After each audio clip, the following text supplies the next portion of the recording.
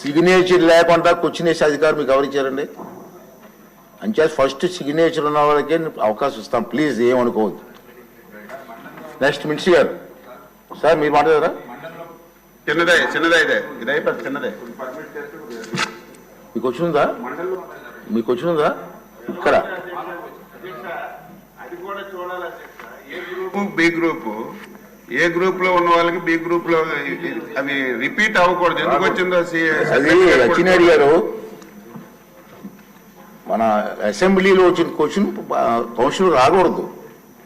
ఈవేళ అధ్యక్ష second day రావాలి. ఈవేళ స్పీకర్ గారు సెక్రటరీ మీద మాట్లాడతారు. ఒక్క నిమిషం కూర్చొని చెప్తాను, చదువుతా. అసెంబ్లీ పంపిన ప్రశ్నలు కొన్ని శాఖల అధికారులు నోటీస్ పాయింట్ అనాలోచితంగా వేరే శాఖలకు వాళ్ళే పంపించుకుంటున్నారు.